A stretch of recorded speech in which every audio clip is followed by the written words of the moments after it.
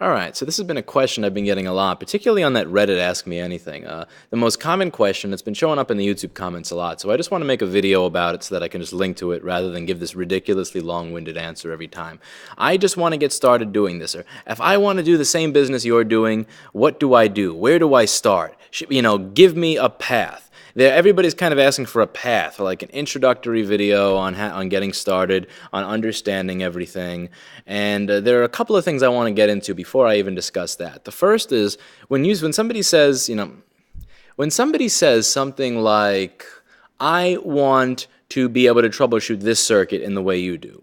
How can I do that? That I at least can see as a valid goal. But when somebody says, and this is something I think everybody should avoid, when they say, I want to be like you. No, you don't. You really don't. And I'm not even saying that to insult myself, but like, do you want to be somebody that worked 80 hours a week for years on end without certainty that it would go anywhere? Like, do you want to be somebody that's been audited? Do you want to be somebody that failed numerous times in business? Do you want to be somebody who's disappointed many people over those failures? Like, you should seek to be the most successful version of yourself. Go for a goal. Never try to be like somebody else. You don't. If you want to emulate some specific successes somebody has, that's a great goal. But don't try to be me. Don't try to be anybody else, because you don't know what all of their problems or issues are, and you may find that you don't actually want to emulate them the more you get to know them. You want to emulate the successful things they've done, but you don't want to emulate everything. But moving on.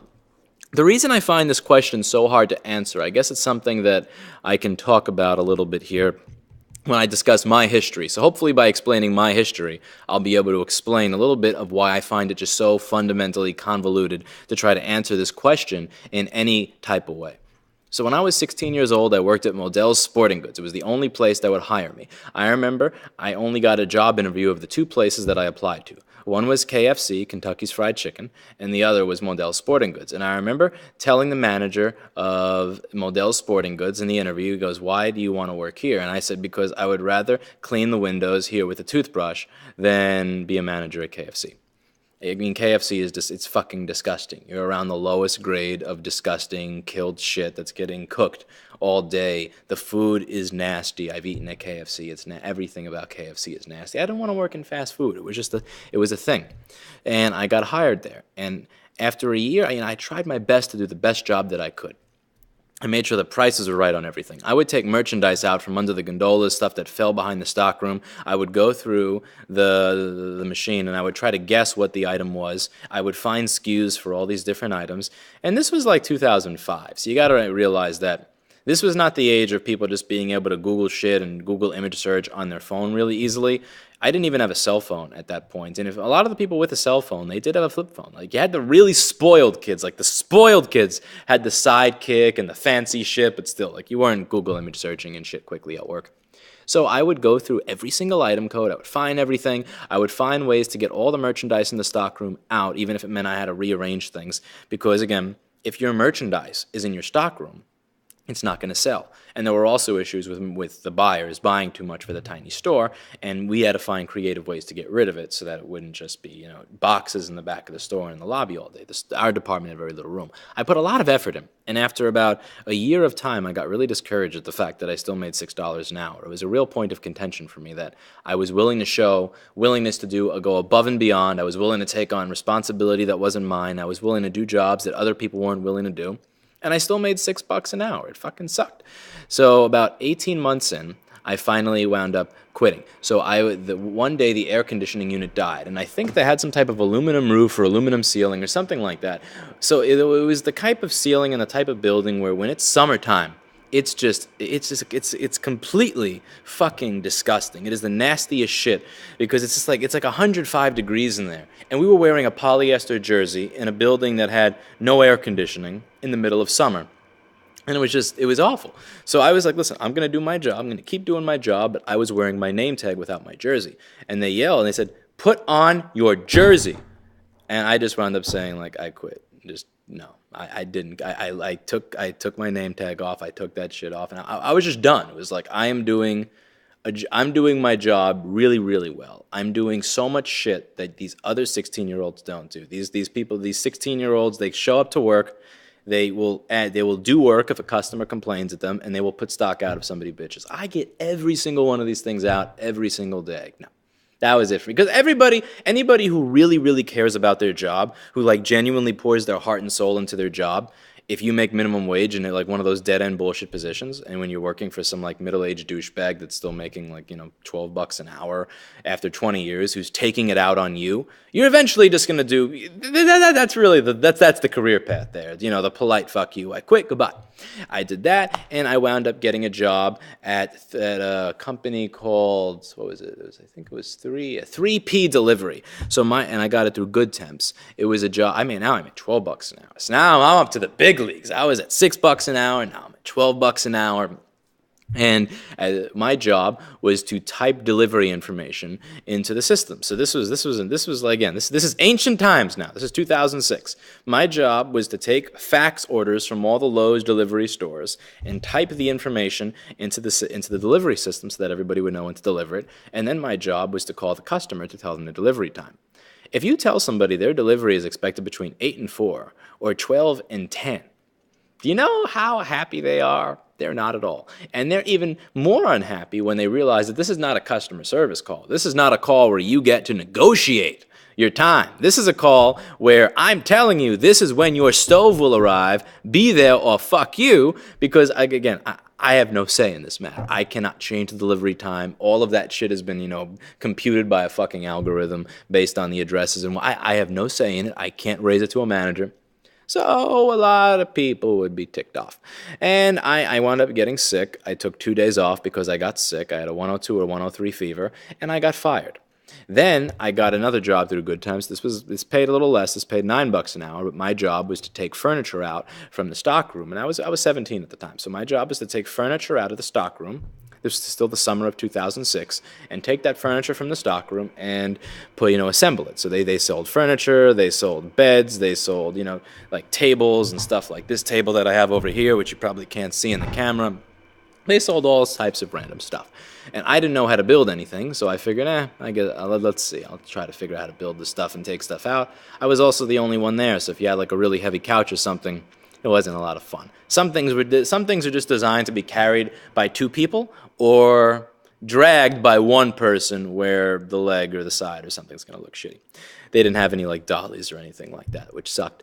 Anyway, I was able to do a lot of that job, but I would have a lot to dispose of. I had a lot of these boxes that I had to dispose of, and I had a bale machine, and I had never used a bale machine before. You're supposed to be 18 to use a bale machine. I was using it at 17 because the owner he didn't care about any of this shit. It was not the stuff that he was focused on in any way, shape, or form. So I had my working papers. I got my green working papers when I was 16. I remember my friend joking and saying, "Look, Louis got his green card," but joking about the fact that I'm an immigrant. Well, I'm not an immigrant. Not that there's anything wrong with that, but anyway, I had my working papers and I got this job, and I went to use the bale machine, and I thought I was using the bale machine properly. I crushed, I got all the boxes. I went to put them in the machine, and the machine died. I have no idea what I did to that machine. Maybe I fucked something up. Did I put something in the wrong way? Did I ask it to crush too much? I don't know what I did. The thing never came down. It never came back up. I was never asked back to that job. I imagine that the mall fined him anywhere from $150 to $500 for fucking up the bale machine, and that was that. Now, what I always wanted to do is either be a psychiatrist, psychologist, or an audio engineer. Like I was into audio. I liked reading hydrogen audio. I liked reading about the differences between codecs. I liked reading about what makes one set of headphones better than another, and I got really interested in loudspeaker design. Like I was at a point of reading every interview that they ever had with Richard Vandersteen, every interview with Jim Teal, every interview with, I feel really shitty that I forget the name. It's one of the people responsible for the anechoic chamber and a lot of the research they do with the NRC. I got really involved with this stuff, and here's one of the funny things. When people are like, "Yeah, I want to be like you," you know how stupid I was? I thought I want to be an audio engineer. I didn't even know the difference between a loudspeaker engineer and a recording engineer. So I actually wound up getting an internship at a recording studio. I was so fucking pig-headed and stupid that I didn't know the difference between a person whose job it is to design loudspeakers and a person whose job it is to record music. Like, I literally didn't know the difference between those two. I just thought audio engineer. Oh, it's like I want to be an audio engineer. It's kind of like, when you know you're meeting somebody who's really inexperienced in the world of IT when you ask them what would you like to do, and they say computers or tech. And that's one of the problems that I think, again, a lot of people get discouraged when adults talk like this, but when you say things like, I want to do tech, or I want to do computers, the interviewer or the recruiter is going to look at you silly because they don't know what the fuck to do with that. They may have jobs available, like, you're going to set up a server, and you are going to set up a phone system, you're going to install security cameras. They need to know what it is you're looking to do. If you don't tell them that, then, they're not really going to know what to do with you. Like, I do computers, like, there's nothing that a job, that a manager is going to be able to really do with you. And I had that same mentality. What do you want to do? Audio.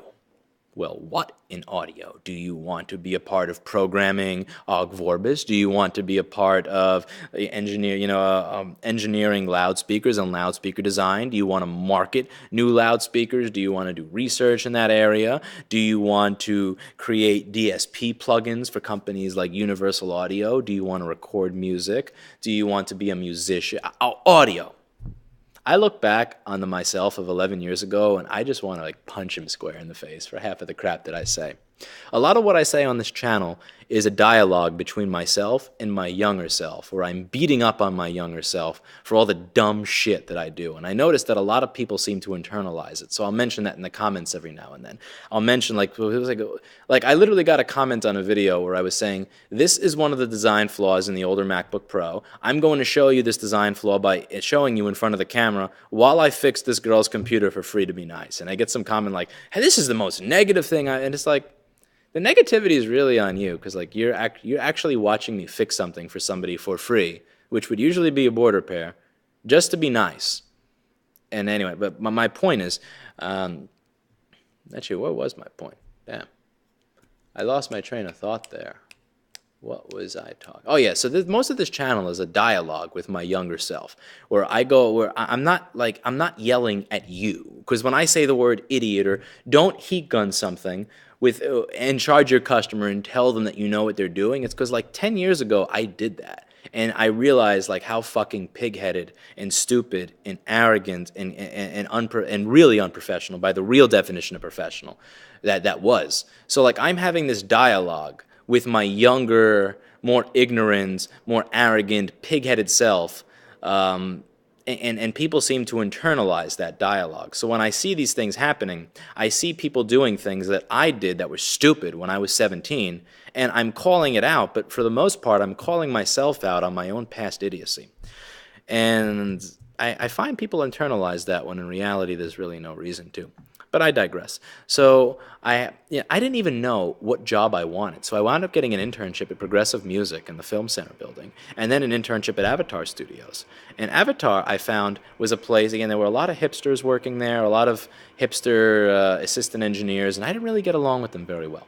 But I got along with the technicians very, very well. They're the ones that noticed and appreciated that I cleaned up all the food. They're the ones that appreciated that I was using 409 and Windex on every single phone, so they were never greasy. They're the ones who appreciated that on their 30th anniversary party, I was the only one who was cleaning all the puke off the rooftop in real time, not waiting for people to finish, but actually while they're in the middle of a conversation, somebody gets drunk, they puke, I'm cleaning it right as they're still having the conversation. They appreciated that, and when I had questions, they would answer them, and I got along with those people very well, and that's what kind of cemented me getting more into the repair side, more into the tech side of things, than getting into the audio engineer, I guess I should say the recording engineering side of everything. Because I could have gone either way with that internship. I could have gone into production assistant and then assistant engineer and then worked on a lot of sessions, or I could have worked on fixing the gear. And I was more polarized towards fixing the gear because I just got along with those people better. I was able to ask questions, they answered them, they appreciated the work that I did, whereas, some of the production assistants were very nice people, but some of them were just dicks, and I could never get along with them. It didn't matter what I did, I always felt they were looking down on me, since I was about 5 or 10 years younger than all of them, and I wasn't a musician, so there was always this kind of just this cultural thing. And again, I'm not a hipster. I'm never going to be a hipster. I'm not going to be able to integrate well into that culture, particularly if people are already looking down on me with that whole sense of, why the fuck is there a 17-year-old working at the best studio in the world? How did this guy get in here? And so I wound up working in the tech room, and I worked there for a few months before I finally got hired. And I got hired. It was minimum wage, but it was still one. It was one of those jobs. Working at Avatar Studios as a technician was one of those things where, regardless of the salary or anything, I went home every day. I walked out of that studio feeling like I was on top of the world. Like, I felt like I was a part of making the best studio on earth what it is. Like, just knowing that there was a session that day that would have went worse if it wasn't for the fact that I was there, I found a problem, I created a trouble ticket or report, and I fixed. Just knowing that the best studio in the world was working, and working a little bit better because I was there, it was just one of those feelings. Like, I felt like part of the elite. I felt like I worked my ass off. I worked my 80 hours a week at all these places for free, and now I'm finally able to contribute. I'm able to give back. I'm able to do something. I'm able to be a part of something that's better than myself. Like, that was such a great feeling. And I learned so much there. Like, those people, they just beat the living shit out of the stupid teenage bullshit crap. Arrogant, I know everything, I don't have to learn anything, I'm just going to figure it out. It doesn't matter if my soldering joint is, looks bad, it's probably good enough, I'm going to move. Like, all that crap, like, they just pounded the fucking piss out of me every single day until all of that crap was gone. I learned pride in workmanship. I learned pride in a job well done. I learned staying for an extra hour if it meant getting the measurements just like this much closer to perfection for the next day. I learned pride in the work. It wasn't a job. It was, this album is going to sound a certain way because you did your job properly. That musician is going to be able to make decisions not based on what equipment works or doesn't work, but based on their own artistic preferences, their own artistic vision. That is your purpose. You are of service to these people. It is not a job. It is not something you do in exchange for money and then run home like at Modell Sporting Goods, where you just got to put out all the basketballs as quickly as you can so that you can get home before 9:30. This is, what you do matters. And they taught me that what I do matters. They taught me that all these small things matter, even if people don't notice, because it's not about just doing it as a job. It's about being of service. You're of service to the music. You're of service to others whose job it is. And I shouldn't say whose job it is. It's our job to make sure that they know that they don't think that we exist. If they know that technicians exist at the studio, in some way, shape, or form, we have failed. So this whole idea of being of service to a greater goal, or of service to a greater good, or something that has nothing to do with me. It's not about whether I go home. It's about whether they can record great music tomorrow and not notice we were there. Like, that's all stuff that got beat into me at that place. I was very, very happy to have become a better person working there. Like, I was 18 years old when I wound up quitting. I quit about 6 months after I got hired, and around there, and I felt bad about it. But I looked around, and I was just looking at the people who worked there, and they were nice people. They were caring people. They were people who really had a part in making me a better technician and somebody who approaches customers with this mentality that allowed me to be successful. If I had continued my 16, 17-year-old mentality the way I was continuing before I started working there, I would never have had a successful business. Nothing would have ever went right. No customer in their right mind would have brought me anything. Because at the end of the day, for any of the jokes that I make on this channel, for any of the jokes I make in person, I care about being of service to others. My goal is to make you happy. My goal is to make something work again that didn't work again to a standard that I can be proud of, and make sure that it lasts. Like, again, that whole idea that they had where they would use masking artist tape on a console module and write their initials on it and the date. And like this pride in workmanship, just knowing that your initials are going to be there 20 years later and everything you did is going to be perfect, like that was instilled in me there. And I quit because the other people there did not seem to be very happy. I saw the career path. I saw the people who were 30, 40, and 50 who made a couple of bucks an hour more than I did. And they're great people, knowledgeable people, caring, hardworking, passionate people. But I just thought to myself, people who are 27-year-old interns or 26-year-old interns are being called the kids, right? They're the kids. So I'm just thinking to myself, I'm sitting here at 18, and it's like, I could work another 8 years at minimum wage. I could work here another 8 years at minimum wage, and I'm still going to be one of the kids. Like, how long is it going to be until I am actually like, respected? Like, I turned 27 this year, so I could have literally still been working there, and up until just a few months ago, I've been one of the kids. It was just, again, considered a kid, not involved in decision making, not involved in real processes, and that just kind of fucked with my head, and I decided to quit. And I gave my 2 weeks notice at Avatar Studios. And it was the funniest thing in the world. It was the funniest thing in the world. I think, I don't mean this in an arrogant way, but I genuinely believe I was the only person who quit. Like, I believe there are people who decided to move on, or they went on to their freelance career after working at Avatar for a really long time. I think there are people that got fired for fucking up because, God, the standards that you had to work there, like, you had to be a mind reader. You had to be inside the heads of these people before they could even ask for something. That was the level of service that Avatar offered. You had to work there to understand the concept of this of-service mindset. Yeah, I could understand people getting fired and things like that. But I really I have this funny idea that I was the only person in 30 years that actually said I quit. And when they asked why, and I said I don't see myself going higher here, and I don't see the path that I'm taking, one that other people would want to take, or a path that that's going to lead me to being where I want to be. And I said, I'm going to finish up every single one of the projects that I have on my table. Thank you very much for the opportunity. I learned a lot, but I quit. And then I got a phone call saying, we don't need you to come in. You actually don't have to come in at all anymore. Like, goodbye. So I got fired for quitting. It's hilarious because everybody says this stuff like you have to give 2 weeks notice, this, that, and the other. And I either get fired, or when I quit, I get fired for quitting. And it's just, and I could hear the offense in the person's voice. I could hear it. I could just hear that like, how dare you quit? This is a place that people around the world are lining up and begging to be an intern at for free. How dare you? I could just hear that in the voice.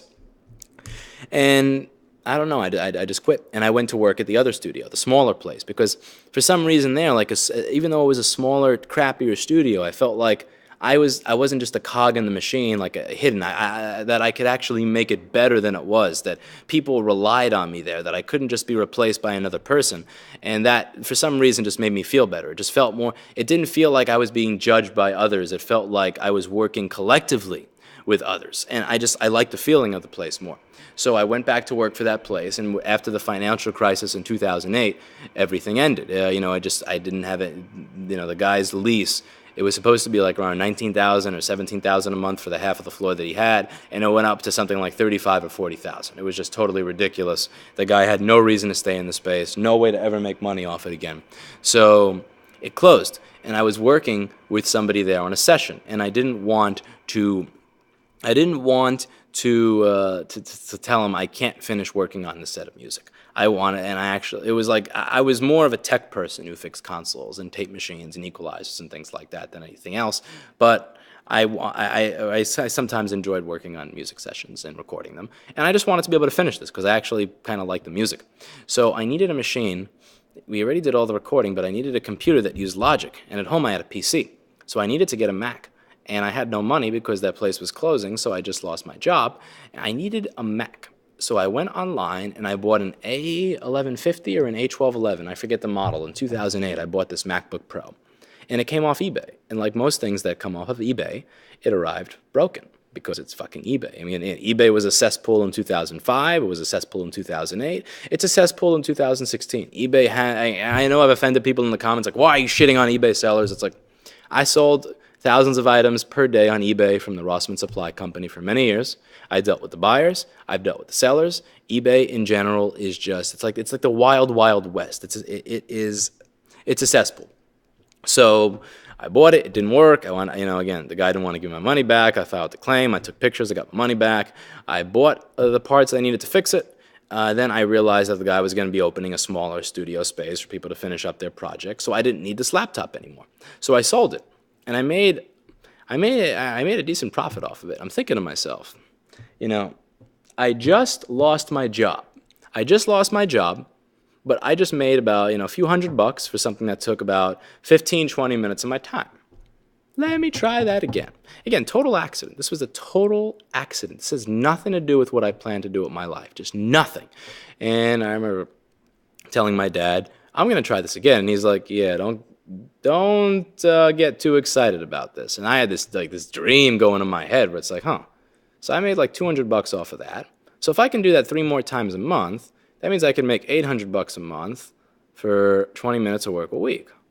And my dad was staring at me the way a lot of people stare at me with harebrained schemes. I have more harebrained schemes than Jackie Gleason did in The Honeymooners, and most of them fail like Jackie Gleason's harebrained schemes in The Honeymooners. And I was buying stuff and buying stuff and buying stuff, and then I was actually buying broken stuff on purpose. And what I noticed is a lot of the broken stuff that I was buying was complete and utter dog shit. It was destroyed. Other people fucked with it.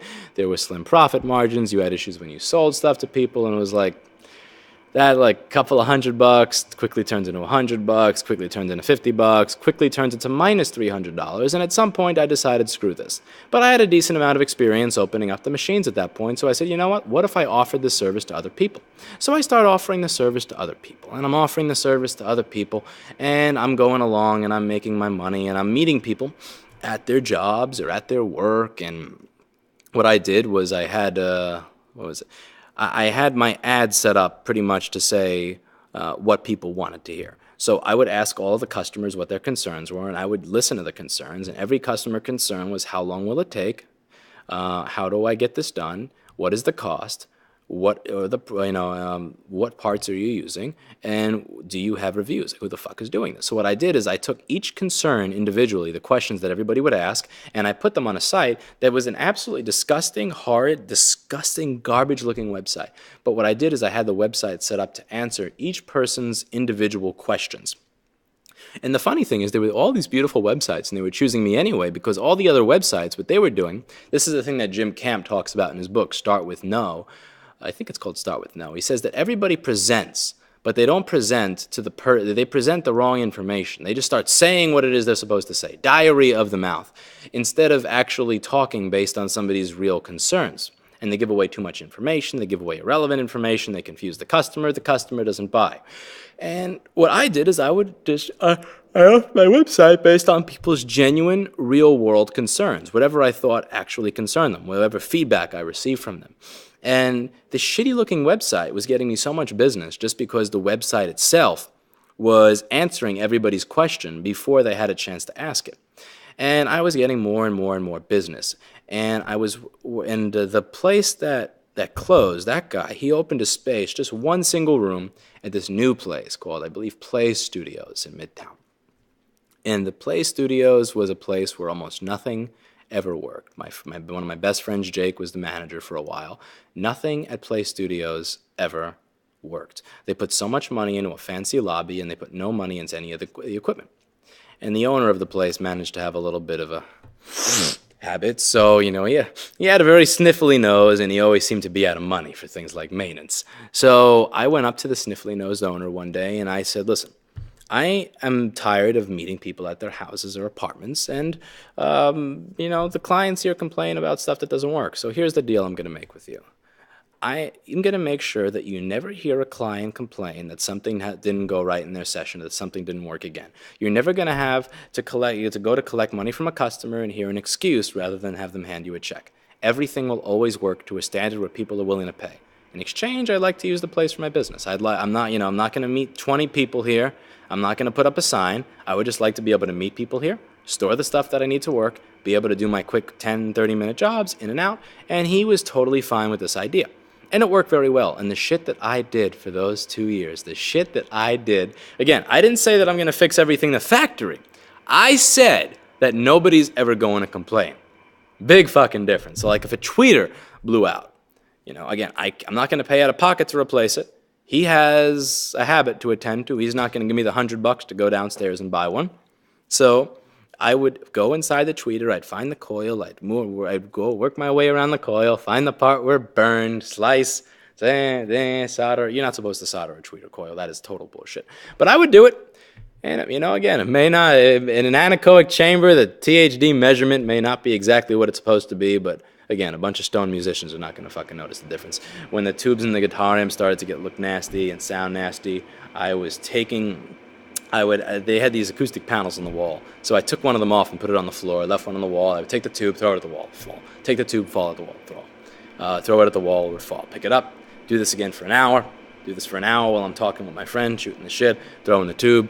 A lot of the junk on the side of the tube goes away. All the stuff in the filament goes away. Sounded better. Like, I did so much shit at that place to make everything work at all times. I made sure everything worked all the time. Not perfectly, not to manufacturer standards. I would use whatever know-how in my head. Again, I was pulling transistors out of headphone amplifiers and putting them into KRK active studio monitors. Not even matching shit just to make stuff work. Like, I did everything possible to make sure everything in the rooms worked. And it worked. And this arrangement worked for about 2 years. Eventually, everything came to an end there. And everything came to an end. And when everything came to an end, it was under new ownership. And the new owner was, it was one of those people that thinks that because they own a record label, that they know how a recording studio should be run. And they had this one person come from the label, and it was just... Remember that story I told about how at the Senate hearing, they said that when I use a wire on a MacBook to fix it, I turned it into a PC? Remember that? This was kind of like that. So the guy's like, oh no, they want to see the big DJ speakers in the mix room. They don't want these little KRKs or NS10s or or Auratones or NS10s or anything. They want to see the big they want to see like these ones. And he points to the ones that are in the rehearsal room. It's these $100 powered JBLs. They're huge, $100, $200 Eon or whatever power.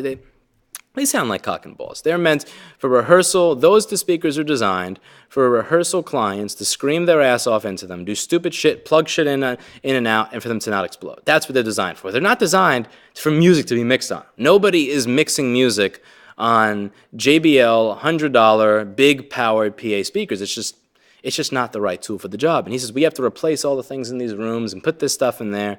And I know if I do that nobody in their right mind would ever pay to use this room again. It's just the dumbest shit I've ever heard. And I remember, I wouldn't say it out loud. I was using the space for free, but I would just express my opinion in a polite manner. Now, one day he calls me to talk about how he feels like I'm contesting his opinion. I'm contesting the things that he's saying. And I hang up on him. And then I'm cleaning my bathtub, right? I'm cleaning my bathtub. Going along, cleaning my bathtub, and I get a phone, and I didn't get a phone call. My hands were wet, so my phone was wet. So it kind of dialed him because the phone was wet. It was a Samsung, I think T959. It was the Galaxy S4G, whatever model was the Galaxy S4G phone. And it dialed him because this was before they were liquid-proofed well. And I'm talking to this girl that was in my apartment, and I'm saying, like, these pieces, like, these people think just because they sell drugs or whatever it is that they do, or whatever, like these people think that because they know how to do this, that, and the other, they know how to run a studio. Why don't they just let me do my job, and then they can do their job? Why do they have to pretend that they know what the fuck they're talking about? Why are they asking that I put PA speakers into a fucking mix room when these PA speakers are not only PA speakers, but they're shit-sounding PA speakers? Like, why are you asking me to do that? Why are these idiots asking me to literally destroy their space so that no client ever again in their right mind will spend $50 or $100 an hour to use these rooms? I don't get it. Stick to what you're good at. And he was at the Grammys, and he puts me on speakerphone, and everybody hears it.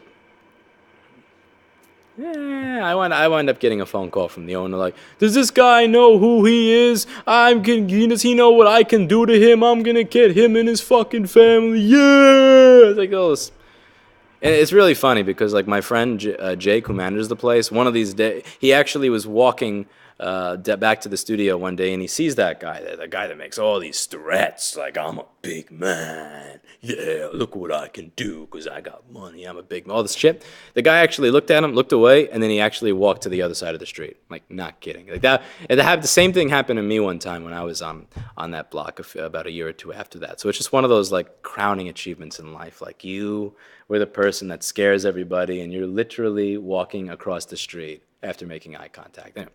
He was a bully and just a piece of crap as a person in many, many ways. Many, many ways. Big macho-sounding man, really small heart, really small dick, and just fuck off. Anyway, so I wound up not being able to use that space anymore. Well, I need a space. I built my business around this. I'm months into that supply company now. I've built my business on customers being able to come to me. I've built it off of being in Midtown. Fuck. And this one guy that used to sleep on the couch, who was also the assistant to the super, at the building next door. He used to sleep on the couch because, you know, I think sometimes he was kind of homeless. But he was a really nice dude, really nice guy. He's in jail now, but that's a story for another video. But he actually introduced me to the owner of a place next door who had a space available. Alicia Keys' management company, MBK, had just moved out of the space, and it was this huge, beautiful, nice space. And the guy didn't, he understood who I was. He knew that I was somebody who, you know, the people in that building respected. They knew that I was one of the few people that had a business that was actually fucking profitable instead of, you know, like mooching off of other people's money constantly. I actually, like, I took in money. That was more than the money I was spending. I had a responsible business model. And that was kind of that was like my reputation. I was a boring person. I wasn't a musician. I was just a tech person, but I had my business affairs in order by that point. So I get the space next door. And I get the space next door, and it's like $3,300 a month. And that was like one of the biggest leaps for me. It was just getting to a point where I'm actually paying for a commercial space. And that was a scary leap of faith for me. It was scary because I had never thought of things in those terms. Like, I knew that I was paying about $100 a day. So I had to make a certain amount of money every single day. That was just a responsibility that I was not used to, and it changed a lot of the way that I do business. I started offering more services. I showed up to work for 10 or 12 hours a day instead of just when I feel like, or just enough to pay for my apartment. I treated it more like a business than I ever had before. And it's one of those things you notice when you treat something like a business more, that you wind up getting more business as a result. Just because you're just doing, you know, again, you're open to opportunities that you would have missed earlier. And this was also after I actually got a loan for $7,000 from somebody that I had paid back a few months prior. And so where was I with this story? Oh yeah, so I get the space and I'm sharing it with people, and I'm noticing as time goes on, I just can't fit everything into this space. It just doesn't work. And at that time, I'm also noticing the decline with that supply company. So I'm just kind of realizing it really doesn't matter what I do. Buying parts to sell just doesn't seem to be something that makes money. Anyway, I wound up walking up and down. I wound up walking up and down every single area to try to find a store. And I see that there's a lot of places available in the East Village, and I found the store that I currently have. And one of my motivations for it was there was this one really, really jealous guy that always used to try to make comments about putting me out of business or buying out my business for a low price and threatening and blah, blah, blah. And I was actually on my way to deliver him stuff because he would, you know, that company would buy stuff from me. And I noticed that there's a store that's vacant. And I go in and I ask about it, and the guy ignores me. And then I find the same space on Craigslist a few days later. I call back. I pretend to be somebody else. Eventually, I manage to say the right combination of things to get them to be willing to give me a space. And let's face it, people don't rent stores to like people in their early 20s with crappy credit scores in Manhattan. It doesn't happen. You have to make some shit up. You have to make up a story and then be able to show them bullshit that supports your story. And I got the space. And I'm happy I got the space. I do great things with it. It's much better off now than it was as a linoleum store that nobody ever visited or spent money at. But I digress. I get the space, and I move into it, and I have the supply company, which is just not doing well. I realize it's failing and failing. I realize that my profit is much lower than I thought, but the profit or the loss that I had was never the same as the inventory. The inventory just seemed to continue going down in value, whether it was that the parts went down in value or that I was getting scammed by all the eBay customers that would file claims and send their broken screen back and keep the one I sent them, whatever it was. It was just always... a lot of it was the eBay shit. I got scammed by eBay and PayPal more than most people will in their lifetime over the course of a year. But I noticed that company wasn't doing well.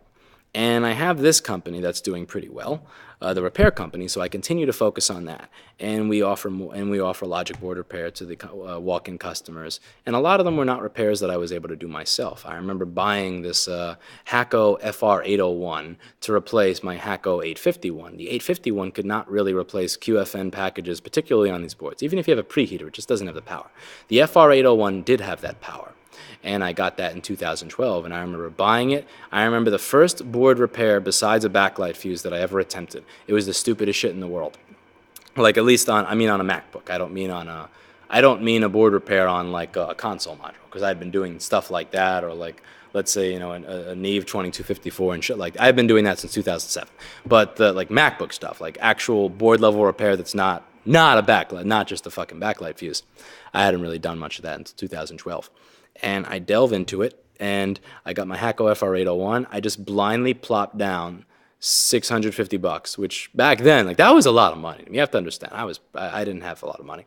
That was like a lot of money to plop down when I have all these other expenses, and I just spent $650 in a fucking thing that blows air. And man, I was so excited when I got that thing, and I thought, now I can replace this thing that I think is bad. I think it was a HAT 1127 on an 820-2530.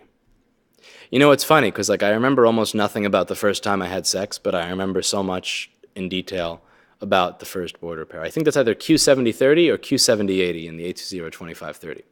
Like, I remember that more than I remember losing my virginity. It's so fucking ridiculous. It shows the things that you put value on in life in a very silly way.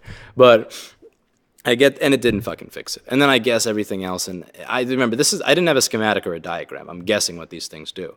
I finally got to a point where I got a schematic, but I didn't have a board view. So without the board view, I don't know what this thing actually is on the board. And I also don't know what a lot of these things are responsible for. Like, I get what a transistor does in an audio amplifier, but a switching power supply? I mean, are you kidding me?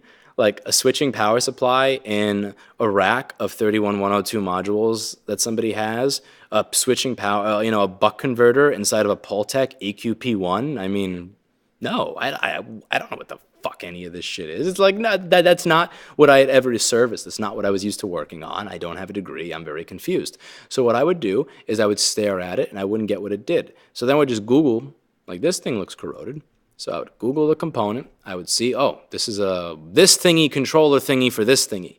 And I would go, what? And then I would look up, okay, so this controls this type of circuit. So what does this type of circuit do? And then I'd say, okay, great. So that's what that type of circuit does. So it takes this and turns it into this. How the fuck does it do that? And then I would look up what each individual component did inside the circuit, and then I would try to work backwards. So I would say, okay, I know it's supposed to do this, but I don't know how it does this. And all the explanations, anything on Wikipedia or anything in general, is just such convoluted bullshit that I'm never going to understand it. So I think about it, and I think about it, and I think about it, and I look, and then I try to work backwards. So I say, okay, so it achieves this, and this is what this specific component does. So how does this achieve that? And I would try to create logic based on having the answer already. That's something that was always helpful. So I already know the answer. The answer to me is bullshit. And then I get this answer, and then I try to create the logic in between this answer and this answer. Like, this is what this piece does, this is what the overall circuit does, and I would just kind of write my own logic in the middle. And eventually we got to a point with the place I was outsourcing board repair to, where it was just, I just didn't want to deal with it anymore. And the thing is, ironically, I have a lot of sympathy for the issues I was dealing with now, with what others do to me. Like, people send me boards that have been fucking pissed on by a cat. They want it fixed within a day, and they don't understand how it is something else could go wrong when I fix a board that was pissed on by a cat. They also don't understand the concept of, like, when you send me something that's been pissed on by a cat, I'm not going to fix that first. I'm going to fix all this easy shit before I get to that. But that wasn't really what got to me. What got to me was sometimes I could communicate with this individual, and it was very clear-cut, easy communication. When I had an easy question. When I had a difficult question, this person magically went away, and they always had some kind of reason as to why. And I remember saying, screw this, I want to do this myself. And my staff looks at me, and they're like, well, do you know what these things do? And I go, no. And they're like... And I go, okay, do you know how to replace this thing? And I'm like, I'll figure it out. And they're like, they were cackling. They were outright cackling and laughing at all of this. And that's the point I really want to get across to a lot of you, is that they say, so if I want to, do you know what the difference is between people literally laughing at your repeated failure and being so good at something that you have 76 people signed up on a forum that are there because they know that you have the power most of the time to solve their issue without even seeing the board? Do you know what the difference is between achieving that and literally being so bad at something that people are actually outright cackling? People that you could fire are outright cackling and belly laughing at what it is you're doing. The difference is continuing, sticking with it, just saying, okay, I don't get this. Okay, let me see if this works. Oh, that's not how this works. Okay, I failed. I guess I wasted $600 of mine on something I destroyed. Then you try to not do this with stuff that belongs to customers. You try to do it with stuff that belongs to you. And then you try again, and then you fail. And then you read the explanation, and you think, oh, I get the explanation. You apply your theory, and it's like, oh, Okay, so that didn't make any sense because I'm actually worse off now than when I started. You just keep repeating and repeating and repeating, and eventually it starts to sink in. Eventually you start to learn the cause and effect.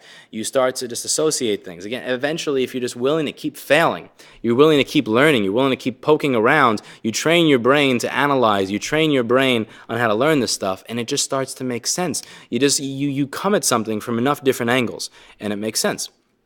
So I decided to buy more of the equipment I needed. So what I found is I had excuses. If only I had this part, I could rule it out as bad. Okay, what do I need to do? Oh, I need to buy 600 donor boards in order to get this, and there's a minimum order of whatever. Okay, fine. That's cool. I'll buy it. Oh, I need this $1,000 tool in order to see that thing so I can replace it. If I had that, I'd do it, but I can't. You know what? A sane person goes, maybe I should put this off to the side and think about it because $1,000 is a lot of money. What I do is I say, all right, you know what, I may not have that in the bank right now, but overdraft fees are only $17 an instance at Chase, right? Swipe, and I buy it. And I think, oh, I'm going to make my money back on this. And, and I did all this crazy shit. And each time I did one of those crazy things, I didn't do it because somebody else said it was what I was supposed to do. I did it because that was the excuse. See, what I did is I always took my excuses and I used that to build on to the next thing. I used my excuse for what I can't do this because I don't have it. I can't do this because I don't have this. And I took the excuse and I used that to create my next goal as to what it is I would do. So this made it easier to not give up. So what I would do is I would create my excuse. I would then create a goal based on that excuse. So now that I at least have a goal, I know what to do. See, like right now, if I try to learn programming and my goal is learn programming, I'm never going to learn programming because that's not a fucking, that is an impossible goal. It's the same as how am I going to be good at electronics? If my goal is I want to know what the fuck these three chips do together and why there's a squiggly thingy in front of it, how does that take this and turn it into this? See, that's a goal. That's a valid goal. I want to learn electronics, to me, that was never a valid goal. I want to learn programming is a bullshit goal, in my opinion. Like, that's not something you're going to do. Or this program does something funny. And I don't really get why it does this funny thing. Why is it every time I upload an image to the server that the permissions seem correct, but the server can't see them? See, that's like a problem that you're willing to solve, and that's a valid goal because then you could research that individual problem. You could look into that specific problem. You could look into other people who may have had it, how they fixed it. Then you figure out, oh, is this line of code that's bad? Okay, well, I don't know what this fucking line of code does. What does this one do versus this one? What do these arguments mean? And then you can kind of, then you learn. But a goal of I want to learn programming, or I want to learn electronics, or I want to be like this person, to me, those are invalid goals. Because they're just so open-ended. Again, it's like, I want to learn computers. And I had invalid goals for a very long time, which is why I didn't learn anything. Are you fucking with Mr. Clinton? I just saw Mr. Clinton kick, so I'm hoping he's not. Are you defending yourself? Who knows? They're cats. So having a valid goal helped me every step of the way. And that's one part I want to get across to a lot of people. You need a problem to solve. You need a valid goal. It's not, I want to get started, where do I start? You start by finding a problem. And then you start by coming up with all the excuses as to why you can't solve that problem. And then you tackle each excuse. And what you're going to find is that people are going to think you're nuts.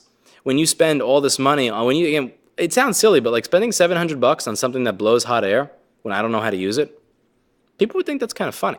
Spending $1,000 on something that allows me to see tinier shit that I may not be able to work on, that I may not understand, just because that was the prevalent excuse at the time, people are going to think that's kind of fucking crazy or kind of weird. I mean, it may seem, again, to you the viewer, watching the channel with 150,000 subscribers, that has a mail-in business on board repair, that teaches a class on board repair, that has 70-something subscribers to a paid forum answering questions, it seems totally sane. It seems sane because I'm successful. It's that success bias thing, like where it's easy to explain everything after you're successful as making sense. It doesn't make sense when you were a failure, when you don't know what you're doing. At that point, it seems fucking ridiculous. It seems insane. It's something that any sane person that you explain it to is going to laugh at you for. And I was totally okay with that. The reason I was okay with it is because it took an excuse and it got rid of the excuse. And it just erased the excuse. So I would just keep erasing my excuses. And what I found over time is some excuse erasers were great. And some of them were bullshit, like an oscilloscope. That's a great teaching tool. It's not really a tool that you use to figure things out. I realized, okay, now I can see what's there, but it's not there. Okay, but like, why is it not there? How do I get this signal to be there? Okay, I could see that it's not there. great job, oscilloscope, for showing me that it's corrupt, but why? Like, I learned that there were some things that were lame. Or like the Zalma, the BGA rework machine. I mean, you're not buying new graphics chips. Let me just tell all of you out there that think that you're buying the good ones. If you think you're buying from the same pile that Apple is buying, I feel bad for you. Like, again, when people, you know how they bin CPUs? Like, they want to make a 4 gigahertz one. They make this one, and it passes all tests at 4.2, so they make it 4. This one fails that test. They don't just throw it away. They sell that as 3.3 or 3 gigahertz CPU. I believe the same thing is true with a lot of those BGA chipsets. Like, the reason that all of these companies that do that are doing work that lasts for like 4 months, even when they're replacing the chip, when the original chip lasted for 2 years or so, I strongly believe that's because that all the chips are becoming off the back of a truck. And when you ask companies like AMD and NVIDIA and ATI, and they tell you, we have no distributors for this chip, we don't sell them to people, I don't think they're lying. I genuinely believe that somebody else is just picking up their trash and then selling it as new and good. So some of the stuff like the Zalmo was a really bad investment. It was just like, my excuse was, I don't have a precision tool to replace this chip. And then I got a precision tool to replace that chip, and it's like, yeah, I have it now, but like, I fix a board once a month with it. And a lot of the time, even when the profile runs absolutely perfectly, I realize that I got fucked and I got a bad chip. Again, like, try to find a good MCP 89. Find a good MCP 89 in 2016 that's not screwed up. Don't eat my food, girl. I know I left it there, but it's not for you. You're not a vegan anyway. Why do you want to eat a fucking yam and broccoli? You know. So but that was worth it, because I look at the overall investment, I look at how much I spent overall, and I look at what I made back overall, and it's starting to make sense. And I look at those things like, I dropped $7,300 to get rid of an excuse. Getting rid of that excuse was worth it to me, because I thought in the pursuit of getting rid of my excuses, I will become better. And I don't know, I mean, just looking back at this convoluted path, I want you to think about this. Lewis, how do I become an electronics technician? Well, the first thing that you have to do is get pissed off and want to move away from your parents because they yell and scream for 12 hours a day. So you're going to get a job at Modell's Sporting Goods. Then you're going to quit Modell's Sporting Goods because you don't like wearing a polyester jersey when there's no air conditioning.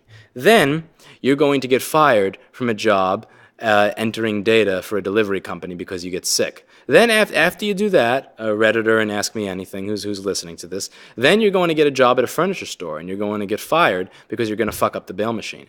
Then you're going to mistake the difference between loudspeaker engineer and recording engineer because you're 16 or 17 years old and still have no fucking clue how the world works, the way I have no idea how the fucking world works. Again, dialogue with myself. And you're going to get the wrong job. You're going to have an internship towards being a recording engineer. And you're going to notice that you don't get along with those hipster people. So you're going to get an internship towards being a technician who fixes the stuff there. And then you're going to realize that you're not really happy being a cog in a machine. So you're going to decide to work at the other place. But the place that you bet was going to be successful is actually the place that fails. And when it fails, you're going to realize that you need a Mac laptop. And you're going to buy one, but it's going to be broken because you bought it off eBay. So you're going to fix it thinking, fuck, if I can fix Neve consoles, tape machines, Pultecs, and crap that's falling apart from 50 years ago, I can fix a laptop from 2 years ago. And you're going to fix it and then realize you don't need it anymore. At that point, you're going to sell it, and you're going to realize that you can make money doing it. And then you're going to realize once you get a commercial space that you have to offer a lot more than your basic set of services, and that's going to include board repair. And you're going to start outsourcing it. But when you start outsourcing it, you're going to notice that the person you're outsourcing it to, it just pisses you off to no end in these very, very bad ways, to the point where you're so frustrated that you're actually willing to spend thousands of dollars on a hot air blower and other shit just so that you can say, I want to know how to replace this thing. And then you're going to replace this little thing that you thought was bad, and it's not going to be what was bad. You're going to look at that thing and think it's bad when it's actually something in front of it or behind it. You're not going to be thinking. You're not going to be using your brain. You're going to be doing monkey see, monkey do, the same way every technician starts off before they realize they have to think. And it's going to take you years before you figure out how to actually solve these open-ended problems. And then you're going to start solving these open-ended problems. You're going to get a little better at it, and you're going to start investing in tools to get rid of your excuses. And everybody around you for years and years and years are going to completely laugh at you. They're going to laugh at you. They're going to think that you're being foolish. They're going to think that you're being greedy because you don't want to outsource it. They're going to think you're being foolish because you don't know what you're doing. They're going to think that you're going to fail. They're going to feel sorry for you. They're going to think that it's ridiculous. All up until the moment that you become good at it. And the only thing that's going to separate you from being a laughing stock, you from being a joke, you from being a sad sack that people think, just that nobody would want to ever attempt to be like, from being somebody that thousands of people are going, wow, how do I achieve what you've achieved, is simply not giving up, is willingness to fail over and over again. Willingness to take a problem and not just approach it from this angle and fail twice and say, I give up because it feels bad, but approach it from this angle, then from the side, then from the top, then from the bottom, then from two angles at once. You're going to take that problem, you're going to approach it in so many different ways, and you're going to be okay with failing over and over and over again. You're never going to internalize that failure. You're never going to feel like a failure because you failed. You are simply somebody who did not solve the problem. But next time you're going to solve the problem, and the information that you learned from not solving the problem is going to contribute to you being able to solve it a little bit better next time.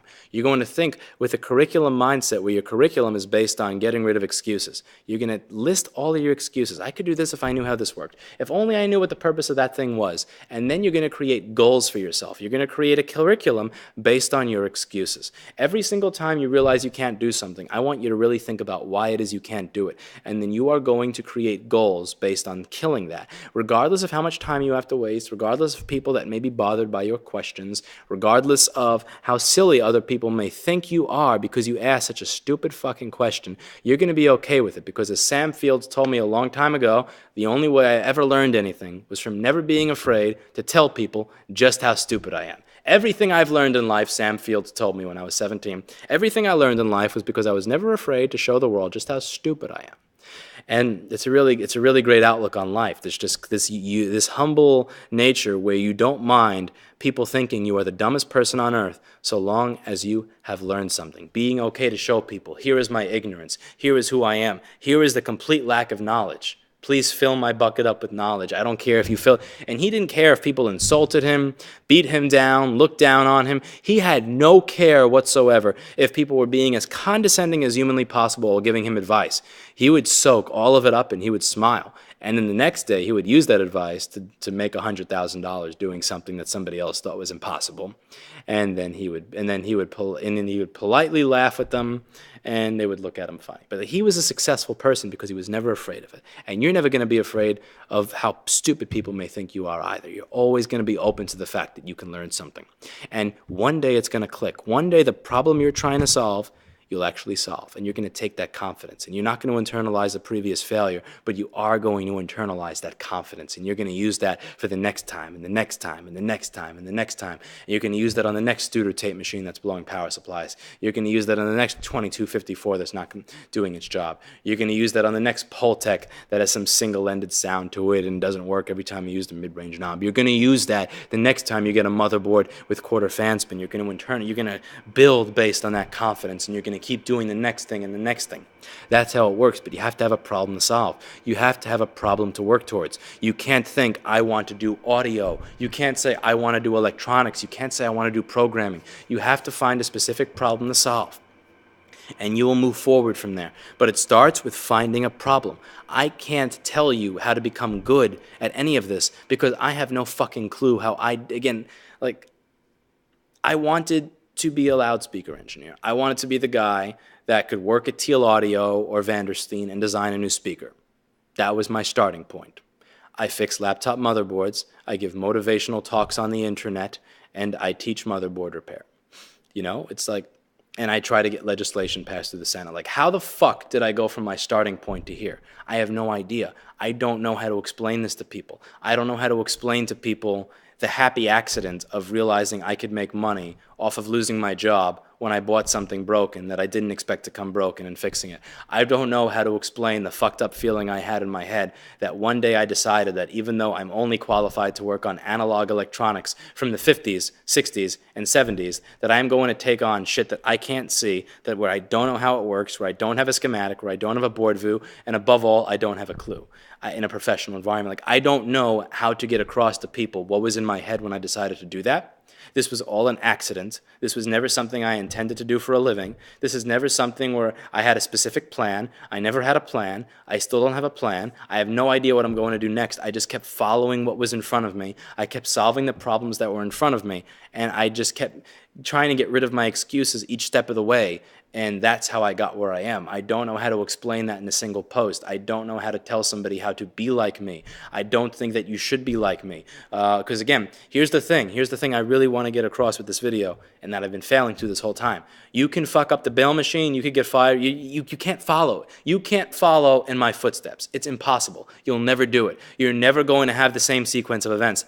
You can't decide that you want to be a loudspeaker engineer, fuck that up, and then figure out that you want to be, and then follow the path of becoming an audio engineer after you quit Odell's Sporting Goods because somebody bitches at you that you have a polyester jersey on, get fired from a 3P delivery job, fuck up the bail machine in the Staten Island Mall, get a laptop broken and decide that you're going to you can't follow that path. It's just, even if, and to follow that path would be the most convoluted, stupid thing I can imagine somebody do. That's why I really don't like answering questions where they're like, what steps did you take so that I can take them? Because I think a lot of people, they genuinely think I sat down with a book and I had a plan, and then I specifically followed that plan out to success. My life is a result of every single little thing failing along the way in this just terrible, depressing manner. When I found out that I was in the wrong career, I felt, I really mistook audio engineering and loudspeaker engineering. That was depressing to me. When I realized that when I was pursuing recording engineering and that I wasn't getting along with people, and I got along better as a tech with those people, and I was good at solving those problems, even though that was an enlightening moment, I mourned the career path that I thought I was on. That was depressing to me. When that second studio I worked at went out of business, that was a real kick to me because I spent 2 or 3 years of my life working for close to free at a lot of these places, and I had nothing to show for it. That was like, I mean, I'm turning 20 years old. I'm thinking to myself, like, I'm not a kid anymore. I'm on to the next decade, and what do I have to show for it but not having a job? That was, especially after working 80 hours a week, at like waking up at 6 in the morning, getting home at 1 or 2 in the morning, and my dad waking up as I opened the door, and not having seen me all day or the day before. Like, that was depressing to me. That was a defeat. When the buying and selling thing that I thought was going to work so well worked out to me actually losing money, that was depressing. When I got kicked out of that space that I was using for 2 years, I didn't know what I was going to do. Like, how do you explain to somebody how to repeat accidentally dialing somebody? How do you repeat that? How do you repeat me cursing about a record label executive who thinks he knows what he's doing, who wants me to put PA speakers in a room that used to have NS10s that every engineer liked? How do you recreate that scenario? Because here's the thing.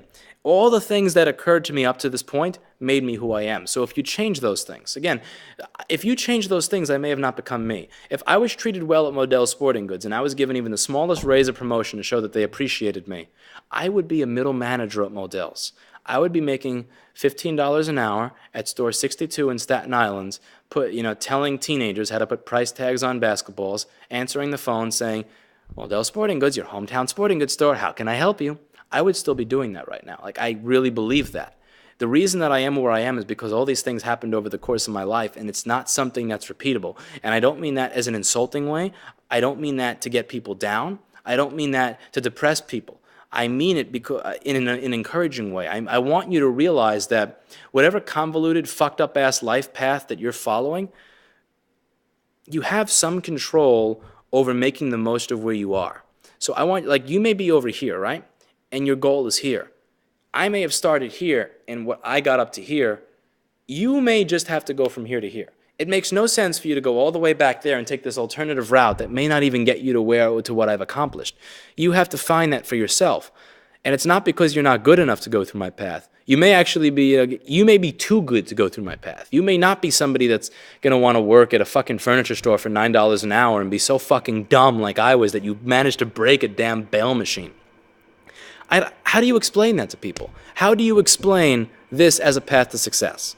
It's not something that I can explain, and I don't mean to sound cocky or arrogant or say that you cannot achieve the success I have achieved or greater. It's just I fundamentally have no idea how to answer that question without talking for an hour and 3 minutes and 20 seconds and in a way that actually helps people. Because you're not going to follow that path. You're going to follow a totally different path. All I can do is tell you to follow the big bullet points of what I did. I focused on solving the problems that were in front of me. I focused on getting rid of the excuses that were in front of me, and I always followed the things that made me money. I followed the things that made me happy, and I just kept running with it. And I didn't care about specific goals. I didn't say I'm going to quit this job as a recording studio technician because what I wanted to do was be a loudspeaker engineer. I'm not going to quit this thing of buying and selling laptops because I wanted to be a recording studio technician. I'm not going to quit repairing devices for other people because I wanted to buy and sell stuff. You know, like man, this is honestly probably the worst video I've ever done because I don't think I've gotten across a single coherent point in trying to answer this question. But again, that Reddit thread got literally like it got 3,000 questions. And I think the most commonly asked question is, where did you start? How did you get to where you are today? And how do you suggest other people do the same? And I kind of feel like I haven't answered. I've spoken for an hour and 4 minutes, but I genuinely don't feel like I've answered the question to a satisfactory standpoint. And I honestly don't think I ever will. I don't know how to answer that question. I don't know how to achieve. I don't know how to say I'm going to do exactly this and achieve it because I never achieved any of the goals that I specifically set out to achieve. I achieved all these other great things. Again, I have a store in Manhattan. I have happy employees that get paid a living wage. I get paid a living wage myself. I have a beautiful cat. I know, but my life is pretty much stable. I have nice speakers at home. I'm able to support my hobbies. I have hobbies. I've accomplished things. I have people that send me emails and letters showing me the stuff that they've done as a result of the content I've put out and thanking me for allowing them to help make things work again. And I'm pretty happy with my life the way it is right now. I'm happy with. I should more say I'm happy with what I've accomplished, but ultimately, I have no fucking clue how I set out to accomplish any of this. I didn't accomplish any of what I tried to accomplish. So I don't know how to tell you how to accomplish what you specifically want to accomplish. Because again, I'm not a loudspeaker engineer. I'm not a recording engineer. I am not a Modell's manager. I'm not the manager of 3P delivery. I'm not the guy who is great at the front. I failed at all these different things. I failed at so many of the things that I tried. And it was just through repeated failure over and over again that I wound up at this goal that if somebody 10 years ago said this is what you're going to be doing, I would just laugh at them. So I hope that answers your question. And that's about it for today, because this is really as long as I could speak into a camera at one point. I have no fucking idea how Eli the computer guy does this every day. Like, for whatever you want to say about the guy, like how the hell, this is exhausting. I'm an hour and 6 minutes in. He does this every single day. I've done it one day, and I'm probably not going to do this ever again. I don't know how to answer that question. I'm sorry for the rambling, but that's it for today.